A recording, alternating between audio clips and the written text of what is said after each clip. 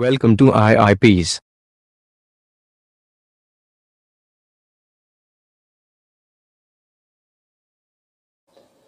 إن الحمد لله نحمده ونستعينه ونستغفره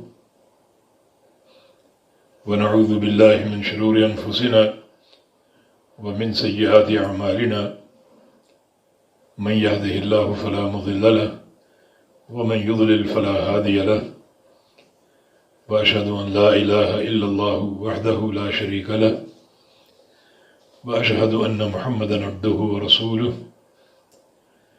يا أيها الذين آمنوا اتقوا الله حق تقاته ولا تموتن إلا وأنتم مسلمون يا أيها الناس اتقوا ربكم الذي خلقكم من نفس واحدة وخلق منها زوجها وبث منهما رجالا كثيرا ونساء واتقوا الله الذي تساءلون به والأرحام إن الله كان عليكم رقيبا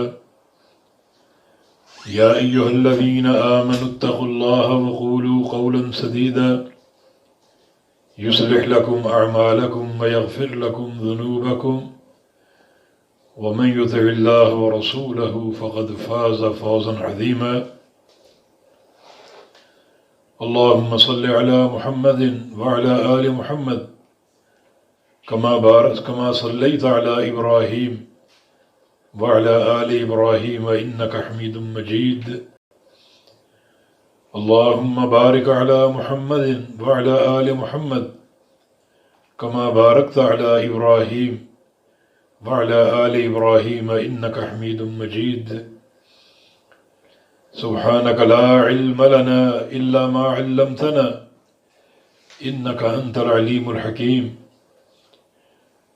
رب اشرح لي صدري ويسر لي أمري واحلل عقدة من لساني يفقه قولي أما بعد فأعوذ بالله من الشيطان الرجيم من همزه ونفخه ونفثه بسم الله الرحمن الرحيم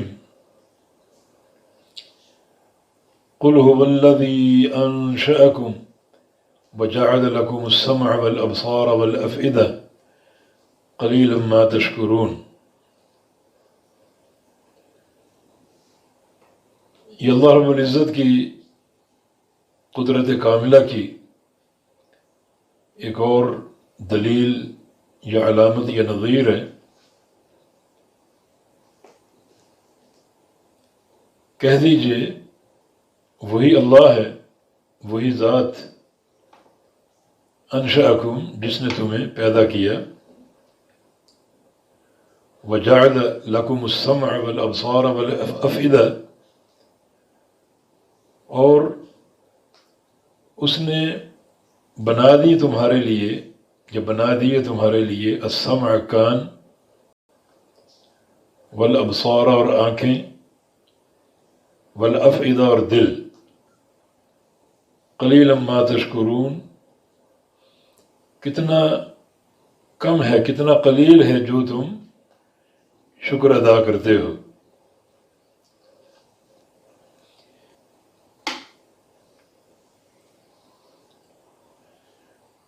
گزشتہ آیت کریمہ میں اللہ رب العزت نے موحد اور مشرک کی ایک مثال ذکر کی ہے، اور یہ استفسار کیا ہے کہ خود سوچو ان دونوں میں کون ہدایت یافتہ ہے اور کون صحیح سمت کی طرف گامزن ہے. ایک وہ شخص ہے جو اپنے سر کے بل الٹا چل رہا ہے، اور دوسرا وہ شخص جو اپنے قدموں پر سیدھا چلتا ہے اور اس کا راستہ بھی بالکل سیدھا ہے، صراط مستقیم پر گامزن ہے. تو ان میں اہدیٰ کون ہے، ہدایت یافتہ کون ہے؟ پھر اللہ رب العزت نے ان مشرکین کا ذکر کیا، بلکہ عمومی انسانوں کا ذکر کیا کہ ہم نے جو تمہیں پیدا کیا ہے تو تمہیں 3 چیزیں عطا کی ہیں: سننے کے لیے کان، دیکھنے کے لیے آنکھیں اور تفکر اور تدبر کے لیے دل۔ اگر تم ان تینوں اعضاء سے صحیح کام لوگے تو تم بھی بالکل سیدھے چلو گے اور صراط مستقیم پر گامزن رہو گے۔ تمہارا یہ سفر اللہ رب العزت کی طرف انتہائی کامیاب ہوگا۔ اور اگر ان اعضاء سے کام نہیں لوگے تو یقیناً تم کجی کا شکار ہو، اور پھر تم اسی انسان کی مانند ہو جو اپنے پاؤں کے بل نہیں بلکہ اپنے سر کے بل چلتے ہیں۔ تو یہ تین اعضاء بڑی اہمیت کے حامل ہیں۔ کانوں سے سننا حق، یہ اس کی عظیم الشان نعمت ہے کہ اس نے سننے کی صلاحیت انسان کو دی ہے تاکہ آیات بینات کو سن سکے اور اپنی ہدایت کا پروگرام حاصل کر سکے۔ اور ابصار آنکھیں دیکھنے کے لیے اللہ تعالیٰ کی آیات کو، اس کی نشانیوں کو، اور کتاب اللہ اور سنت رسول اللہ صلی اللہ علیہ وسلم کو دیکھنا اور ان میں بصیرت حاصل کرنا، بصارت اور بصیرت جمع کر لینا تاکہ کتاب و سنت اس کے لیے مفید ہوں اور رہنمائی کا کام کریں۔ اور اس طرح دل بھی جو تفکر کرتے ہیں، تدبر کرتے ہیں، سمجھ اور فقاہت حاصل کرتے ہیں، تو ہم نے انسانوں کو پیدا کیا جانوروں کی مانند نہیں، بلکہ یہ تین اعضاء عطا فرما کے انہیں ایک خصوصیت سے نواز دیا ہے۔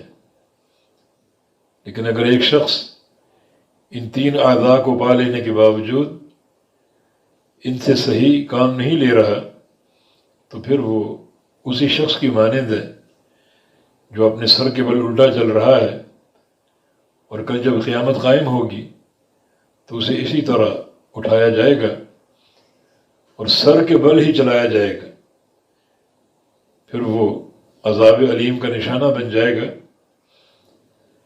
تو ان لوگوں نے ان اعضاء کو پا لینے کے باوجود ان سے کام نہیں لیا، جیسا کہ فرمایا لہم قلوب لا یفقہون بہا وَلَهُمْ أَعْيُنٌ لَا يُبْصِرُونَ بِهَا وَلَهُمْ آذَانٌ لَا يَسْمَعُونَ بِهَا أُولَئِكَ كَالْأَنْعَامِ بَلْ هُمْ أَضَلُّ،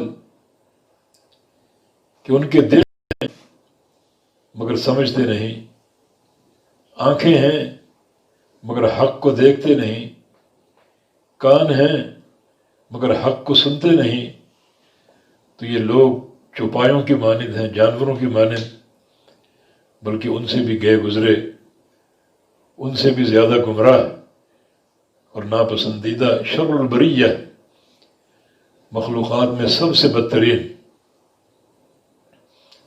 ان شر الدواب عند اللہ الصم البکم الذین لا یعقلون۔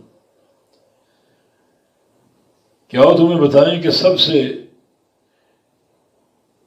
گندا جانور کون ہے؟ فرمایا کہ سب سے گندا جانور وہ ہے، وہ انسان جو گونگا اور بہرا ہے حق سے اور سمجھتا نہیں ہے، وہ سب سے گندا ہے۔ آپ کے دل میں تو سوروں اور گدھوں اور کتوں کا تصور ہوگا کہ وہ سب سے گندے ہوں گے، گٹر میں چلنے والے کیڑوں کا تصور ہوگا کہ وہ سب سے غلیظ اور خبیث اور نجس ہیں، لیکن نہیں، سب سے گندا جانور وہ انسان ہے، چاہے بظاہر وہ فیکٹریوں کا مالک ہو، سوٹڈ بوٹڈ ہو، اور کتنے ناز و نعم میں پلا ہو، عالی شان بنگلوں میں رہتا ہو، لیکن اس کے پاس سوچنے کی، سمجھنے کی، حق کو سننے اور دیکھنے کی صلاحیت نہ ہو، اس صلاحیت کو استعمال ہی نہ کرے، تو وہ سب سے بدترین اور گندا جانور ہے۔ تو اللہ رب العزت نے موحد اور مشرک کی اس مثال کے بعد انسان کو اس کے مقام سے آگاہ کیا کہ تمہیں ہم نے کان کیوں دیے ہیں، آنکھیں کیوں دی ہیں، اور یہ دل عطا کیوں فرمائے ہیں، تاکہ حق کو سنو اور سمعنا و اطعنا کہو۔ ہم نے سنا اور مان لیا، حق کو دیکھو اور دیکھ کر قبول کرو، اور حق کو سمجھو۔ یہ دل جو ہے اس میں تفکر اور تفقہ اور تدبر کی صلاحیت ہے، تاکہ تم حق کو قبول کر جاؤ اور اس انسان کی طرح اللہ تعالیٰ کی طرف صحیح سفر اور سمت متعین کر لو، جو انسان اپنے قدموں پر سیدھے راستے پر رواں دواں ہے، اور یہ انسان جنت تک پہنچے گا اور اللہ کی رضا حاصل کرے گا۔ تو قلیلا ما تشکرون، کس قدر کم ہے جو تم شکر کرتے ہو۔ قل هو الذی ذراکم فی الارض والیہ تحشرون، کہہ دیجئے وہ یعنی اللہ وہی ذات ہے جس نے پھیلا دیا تمہیں زمین میں، وَإِلَيْهِ تُحْشَرُونَ، اور صرف اسی کی طرف تم اٹھائے جاؤ گے، اسی کی طرف جمع کیے جاؤ گے۔ ان حشر کا معنی اٹھایا جانا اور جمع کیا جانا۔ تو اللہ رب العزت نے آپ کو زمین میں پھیلا دیا۔ کیوں پھیلا دیا؟ ایک خاص مقصد کے تحت کہ تم اس کی اطاعت کر لو، فرما برداری کر لو، اس کی عبادت کر لو۔ وما خلقت الجن والانس الا ليعبدون، میں نے انسانوں اور جنوں کو نہیں پیدا کیا مگر صرف اپنی عبادت کے لیے۔ تو اس مقصد کے لیے آپ کو پیدا کیا اور زمین میں پھیلا دیا۔ اب یہ آپ کی مرضی، آپ کو آزادی دی گئی ہے کہ زمین میں پھیل جانے کے بعد آپ کون سا راستہ اور کون سا طریق اور سبیل اختیار کریں۔ لیکن ایک تنبیہ سن لو ہماری، وَإِلَيْهِ تُحْشَرُونَ، صرف اسی کی طرف تم جمع کیے جاؤ گے، اٹھائے جاؤ گے۔ مرنے کے بعد تمہارا حشر ہوگا اللہ تعالیٰ کی طرف، میدان محشر میں جمع ہوگی، اور پھر اللہ رب العزت جس نے تمہیں پیدا کر کے زمین میں پھیلایا، تمہارے ایک ایک لمحے کے ہر عمل کا حساب لے گا۔ تو یہ بہت بڑی تنبیہ ہے کہ تم اسی کی طرف جمع کیے جاؤ گے جس کو تمہاری ہر بات یاد اور معلوم ہے، اور وہ بڑا صحیح اور حساب ہے، تم سے ایک ایک عمل کا حساب لے گا۔ یہ آیت کریمہ بہت زیادہ غور و فکر کی دعوت دیتی ہے کہ اللہ تعالیٰ نے آپ کو زمین میں پھیلایا، اب نیک عمل کرو یا برے عمل کرو، لیکن سن لو تم اس کی طرف اٹھائے جاؤ گے، جمع کیے جاؤ گے، تو نیک عمل کا اچھا بدلہ ملے گا، اور برے عمل کی ایسی سزا جس کی خطورت اور شدت کا تم تصور نہیں کر سکتے۔ وَيَقُولُونَ مَتَىٰ هَٰذَا الْوَعْدُ إِن كُنتُمْ صَادِقِينَ، لیکن یہ مشرکین اور کفار، ان کا کیا وتیرہ ہے کہ تم نصیحت قبول کر لو، اپنی آنکھوں سے، کانوں سے، دلوں سے نصیحت کو سمجھنے اور قبول کرنے کی صلاحیت اجاگر کر لو، مگر اس طرف توجہ نہیں ہے، توجہ دوسری طرف ہے۔ وَيَقُولُونَ، اور کہتے ہیں وہ، مَتَىٰ هَٰذَا الْوَعْدُ إِن كُنتُمْ صَادِقِينَ، ہمیں یہ بتا دو کہ یہ وعدہ کب پورا ہوگا، یعنی قیامت کے قائم ہونے کا، حشر کے قائم ہونے کا، پھر عذاب اور جہنم، یہ ساری چیزیں کب ہمارے سامنے آئیں گی؟ یہ باتیں تو تم کر رہے ہو جن کو ہم نہیں مانتے، لیکن چلو اتنا بتا دو کہ یہ سب کب ہوگا۔ تو یہ الٹی روش ہے، اور یقیناً یہ لوگ اپنے سر کے بل ہی چل رہے ہیں کہ اتنی صاف ستھری بات کو قبول کرنے کی بجائے الٹا سوال کر رہے ہیں کہ یہ وعدہ کب پورا ہونے کو ہے، قیامت کب آئے گی، بتاؤ ہمیں۔ ان کنتم صادقین، اگر ہو تم سچے، اگر قیامت کے وقوع کے بارے میں آپ کی خبر سچی ہے تو بتا دو کب آئے گی، تاکہ ہم آپ کی صداقت کو جان سکیں۔ تو یہ وتیرہ ہے مشرکین کا، ان کا یہ سوال کرنا قیامت کے وقوع کا استہزان تھا، یہ مذاق کر رہے ہیں، مذاق اڑا رہے ہیں۔ اپنے ناز و نعم پر فخر کر رہے ہیں، اور جو انبیاء کی خبریں ہیں اور محمد الرسول اللہ صلی اللہ علیہ وسلم کی خبر ہے قیامت کے وقوع کی، اس پر استہزان پوچھ رہے ہیں کہ بھلا بتاؤ تو یہ قیامت کب آئے گی، ہم بھی دیکھیں۔ بجائے قبول کرنے کے اور عمل صالح اختیار کرنے کے اور اللہ کی توحید اور عبادت اختیار کرنے کے، یہ ان کی الٹی روش ہے۔ اور یہ روش اسی لیے ہے کہ یہ بالکل الٹے لوگ ہیں، ان کا چلنا بھی الٹا ہے، سر کے بل چل رہے ہیں یہ۔ وَيَقُولُونَ، اور کہتے ہیں وہ، مَتَىٰ هَذَا الْوَعْدُ، کب ہوگا یہ وعدہ، ان کنتم صادقین، اگر ہو تم سچے، سچ اگر تم بولتے ہو قیامت کے وقوع کے تعلق سے اور بقیہ خبروں کے حوالے سے، تو پھر بتا دو یہ قیامت کب آنے والی ہے۔ قیامت کب آنے والی ہے، یہ سوال صحابہ بھی بعض اوقات کیا کرتے، مگر ان کا سوال استہزان نہیں ہوتا تھا، بلکہ معاد کی استعداد اور تیاری کے لیے اگر قیامت کا وقوع اور اس کی خبر ہمیں مل جائے تو ہم خوب اس دن کی تیاری کریں۔ چنانچہ ایک شخص نے نبی علیہ السلام سے کہا، متی الساعہ، قیامت کب آئے گی؟ یہ سوال استہزان نہیں تھا، مشرکین کا سوال مذاقاً ہے، وہ استہزان اور تحقیراً یہ بات پوچھ رہے ہیں، مگر صحابہ استخباراً پوچھا کرتے تھے کہ قیامت کب آئے گی تاکہ ہم اس کے لیے تیاری کریں۔ تو نبی علیہ السلام نے جواب دیا، وَمَا أَعْدَدتَّ لَهَا، کہ تم نے قیامت کے لیے تیاری کیا کی ہے؟ تو قیامت کا وقوع حق ہے، تم اپنی تیاری کا جائزہ لو۔ یا ایھا الذین آمنوا اتقوا اللہ ولتنظر نفس ما قدمت لغد، اے ایمان والو اللہ سے ڈر جاؤ اور ہر شخص یہ دیکھے کہ اس نے کل کے لیے کیا تیاری کی۔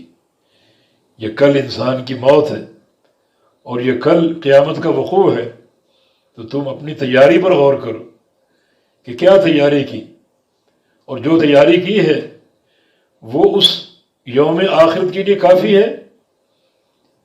واقعی تم کامیاب ہو سکو گے اس تیاری پر؟ دن رات یہ سوچو، اس تیاری پر غور کرو، باعتبار مقدار کے بھی اور باعتبار معیار کے بھی۔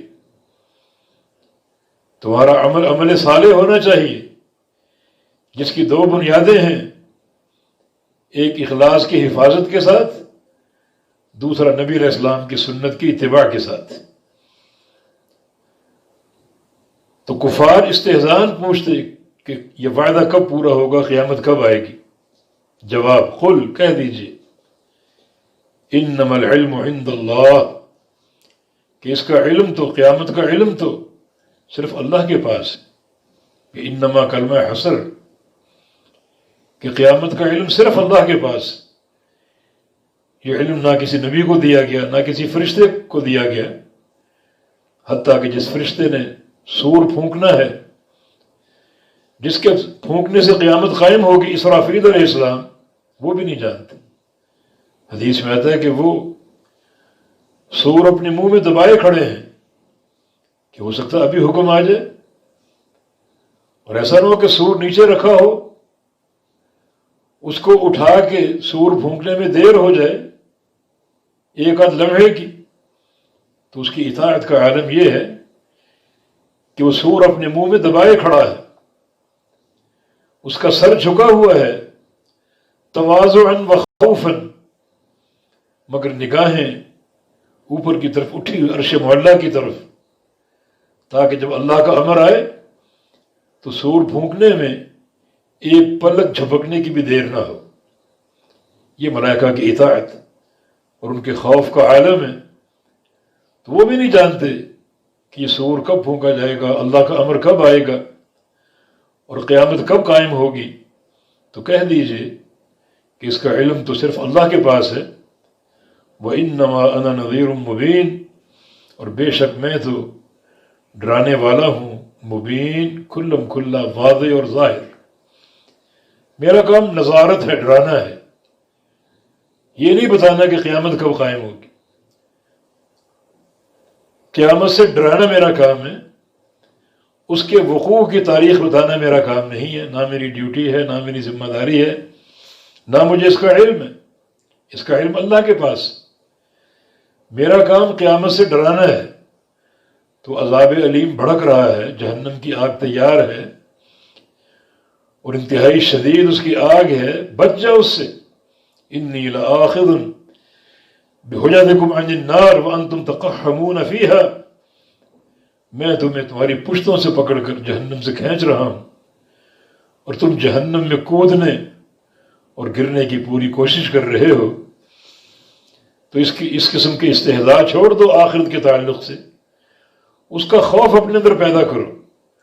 قیامت حق ہے، جنت بھی حق ہے اور جہنم بھی حق ہے۔ تو جنت کے حصول کا سفر اختیار کرو اور جہنم سے بچاؤ کا سوچو۔ ان اجسامکم علی النار لا تقوی، تمہاری چمڑیاں جہنم کی آگ کو برداشت نہیں کر سکتی۔ فلما رأوه زلفة سیئت وجوہ الذین کفروا وقیل هذا الذی کنتم به تدعون، پس جب دیکھیں گے وہ اسے زلفتاً اپنے نزدیک دیکھ لیں گے۔ یہ زلفہ مصدر ہے بمعنی فاعل، زلفہ بمعنی مزدلفہ، ازدلف یزدلف ازدلافا وزلفتاً، معنی قرب، قریب ہونا۔ جب یہ دیکھیں گے قیامت کو، قیامت کے قرب کو، سیئت وجوہ الذین کفروا، تو بگڑ جائیں گے، انتہائی برے ہو جائیں گے چہرے ان لوگوں کے جنہوں نے کفر کیا۔ تو کفار کے چہرے انتہائی برے ہو جائیں گے۔ برے ہونے سے مراد ان چہروں پر کالک پھیل جائے گی، جم جائے گی، اور وہ انتہائی سیاہ ہو جائیں گے۔ یوم تبیض وجوہ وتسود وجوہ، اس دن بہت سے چہرے روشن اور سفید ہوں گے اور بہت سے چہرے سیاہ ہوں گے۔ ان میں یہ لوگ بھی شامل ہیں۔ جب قیامت کا وقوع دیکھیں گے تو ان کے چہروں پر کالک ہوگی۔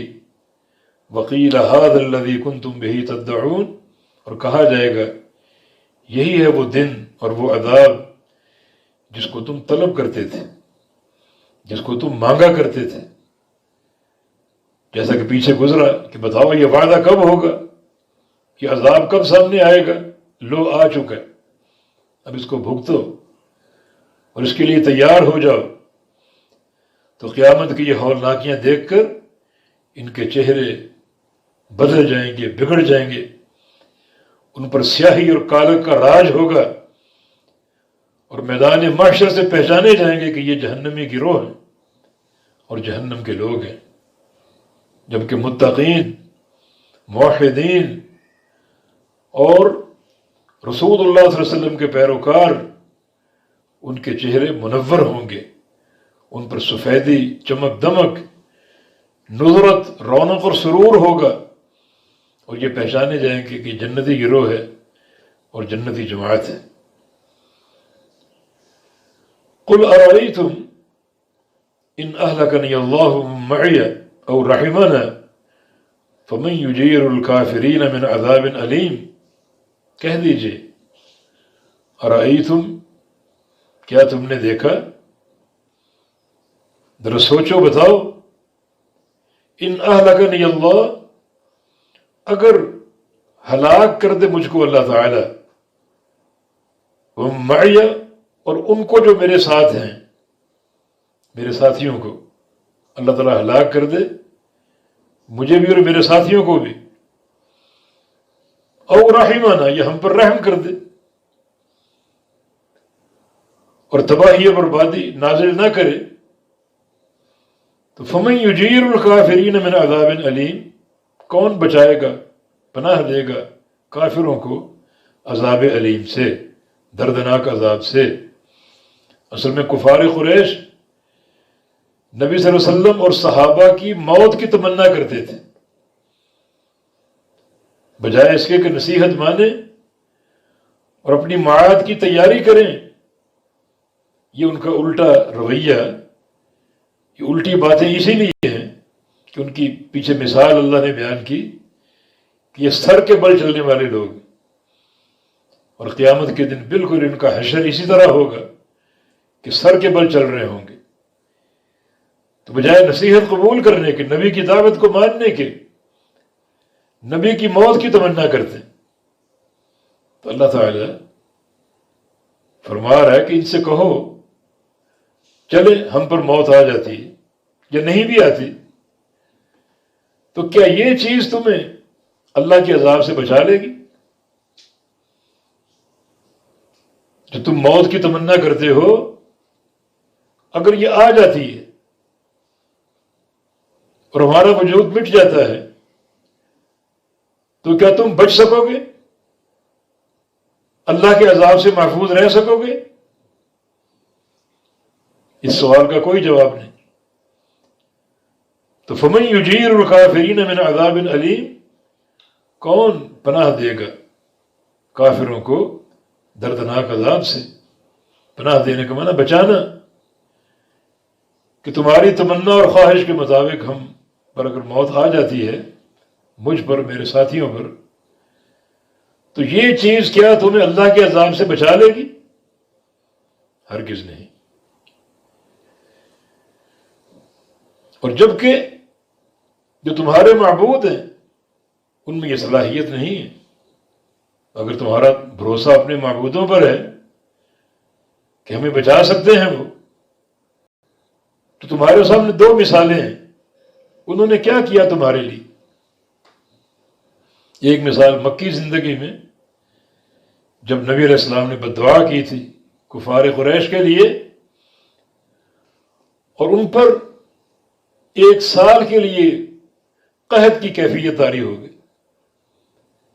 حتیٰ کہ جسموں میں کمزوری پیدا ہو گئی، اس قدر بھوک اور فاقہ کہ آنکھوں سے صاف نظر نہیں آتا تھا، اور مردار تک کھانے پر مجبور ہو گئے پورا 1 سال۔ بتاؤ پھر اس دوران آپ کے معبودوں نے کیا مدد کی آپ کی؟ آپ کو بچا سکے؟ کو اناج یا کھانا دے سکے؟ پھر تم خود آئے تھے بڑے مجبور ہو کر رسول اللہ صلی اللہ علیہ وسلم کے پاس، اور ان کے ساتھ اپنے رشتہ داریوں اور قرابت داریوں کے واسطے دے کر بات کی کہ تم دعا کر دو کہ اللہ تعالیٰ اس قحط کو اٹھا لے۔ پھر اللہ کے نبی نے دعا کی اور وہ قحط دور ہوا، تو تم یہ جواب دو کہ تمہارے معبودوں نے کیا کیا۔ اور دوسرا واقعہ مدنی زندگی کا، جنگ بدر کا نقشہ، کیا تمہاری طاقت تھی، کیا تمہاری سپاہ تھی، کیا تمہاری تعداد تھی، اور کیا تمہارے وسائل تھے؟ اور معرکہ ہوا، مسلمان نہتے، تعداد میں کم، ہتھیاروں میں کم، سواریوں میں کم، تلواریں ہیں تو ڈھالے نہیں، ڈھالے ہیں تو تلواریں نہیں۔ تو کیا اس کا نقشہ بنا پھر؟ جنگ بدر، میدان بدر تمہاری لاشوں سے بھر گیا۔ تمہارے معبود تمہارے کس کام آئے؟ تمہیں بچا سکے؟ 70 قتل ہوئے، 70 قیدی ہوئے، اور زخمی تو سبھی ہوئے، اپنے مال اور اسباب چھوڑ کے بھاگے تم۔ تو ان خداؤں نے کیا کیا تمہارا؟ اسی پر سوچو کہ جس قیامت کو تم طلب کر رہے ہو، اگر یہ قائم ہو جائے تو تمہارے معبود تمہارے کس کام آئیں گے؟ تمہارا کیا بھلا کریں گے؟ تو کیوں تمہیں قیامت کی طلب کی جلدی ہے؟ قیامت تو آئے گی، قائم ہوگی، اور تم لوگ جو مسلمانوں اور اللہ کے رسول صلی اللہ علیہ وسلم کہ نعوذ باللہ موت کی تمنا کر رہے ہو، اگر یہ ہو بھی جائے تو تمہیں اس کا کیا فائدہ ہوگا؟ تمہیں کون بچائے گا اللہ کے عذاب سے؟ تمہیں کون پناہ دینے والا ہے؟ مکہ میں دوران قحط تو تمہیں کوئی بچا نہ سکا اور پناہ دے نہ سکا۔ مدینہ میں میدان بدر میں تمہارے کوئی کام نہ آ سکا، تو پھر کیا یہ معبود جن کو تم بنا بیٹھے ہو، جن پر تکیہ کیے بیٹھے ہو، یہ آج بھی کام نہیں آئے، قیامت کے دن بھی کام نہیں آئیں گے؟ تو نصیحت قبول کرو، آؤ حق کی طرف آؤ، اللہ تعالیٰ کے راستے کی طرف آؤ، اس کی توحید کی طرف آؤ۔ قل کہہ دیجئے، هو الرحمن، وہی ہے رحمان، بڑا مہربان، آمنا بہی، ہم اس پر ایمان لائے، وعلیہ توکلنا، اور اسی پر اعتماد اور بھروسہ کیا ہم نے۔ ہمارا رب تعالی رحمان، مہربانی کرنے والا، ہمارا اس پر ایمان ہے، ہمارا اس پر بھروسہ اور توکل ہے۔ اور اس کے مقابلے تمہارے معبود کیا ہیں؟ تمہارا کیا سنوار سکتے ہیں؟ آج تک کچھ نہیں سنوارا۔ تو وہ رحمان، رب رحمان، بڑا مہربان، محبت کرنے والا اور رحمت کے معاملے کرنے والا، اسی پر ہمارا توکل ہے، ایمان بھی توکل بھی۔ ایمان کیا ہے؟ اس کی توحید کو ماننا، اس کی عظمت کو ماننا، اس کی ربوبیت کو، اس کی الوہیت کو، اسماء و صفات کو ماننا، یہ سب ایمان باللہ کے امور ہیں۔ اس کے رسولوں کو ماننا، یہ پورا ایمان، پورا ماننا۔ یہ ماننا ایک ایسا نظام ہے جس میں ہر چیز داخل اور شامل۔ اللہ تعالیٰ کو ماننا، ہر چیز، پورا دین اس کے تحت آتا ہے۔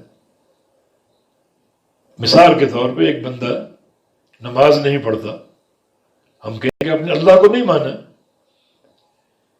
اس اللہ نے نماز فرض کی، آپ نہیں پڑھتے تو مانا آپ نے اس کو نہیں مانا۔ جو اللہ نے نماز فرض کی اسے آپ نہیں مانتے، اللہ کو نہیں مانتے۔ تو پورا دین اس کے تحت آتا ہے، اور اسی پر توکل، بھروسہ۔ جب اس پر ایمان لائے، اس کی الوہیت پر، اس کی شان ربوبیت پر، اس کے دین پر، اس کے رسول پر، اس کی کتابوں پر، تو پھر ان وسائل کو اختیار کر کے اس پر توکل بغیر عمل کے نہیں، عمل کر کے، مان کر، قبول کر کے توکل، تو ہم اس پر توکل کرتے ہیں۔ وہ ہمارا رب ہے، یقیناً وہ ہماری مدد بھی کرے گا، ہمیں پناہ بھی دے گا، اور عذاب علیم سے بچا کر جنت کا داخلہ عطا فرمائے گا۔ فَسَتَعْلَمُونَ مَنْ هُوَ فِي ضَلَالٍ مُبِينٍ، تو ان قریب تم جان لو گے کون ہے جو پرلے درجے کی گمراہی میں ہے۔ ان قریب تمہیں علم ہو جائے گا۔ تم قیامت کے وقوع کی جلدی کر رہے ہو، جلدی مچا رہے ہو، تو ان قریب تم جان لو گے۔ ایسے مواقع دنیا میں آئیں گے، بدر کے میدان میں آیا تو تمہارے سمجھنے کے لیے وہ کافی نہیں ہے کہ کون حق پر اور کون باطل پر۔ میدان بدر کا نقشہ کیا ثابت کرتا ہے؟ اور اصل فیصلے قیامت کے دن ہوں گے۔ جب قیامت قائم ہوگی پھر تمہیں علم ہوگا کہ کون گمراہ اور کون حق پر۔ اللہ تعالیٰ کے فیصلے صادر ہوں گے، فریق فی الجنت و فریق فی السعیر، ایک گروہ جنت میں، ایک جہنم میں، تو پھر واضح ہوگا کہ کون گمراہ تھا اور کون حق پر تھا۔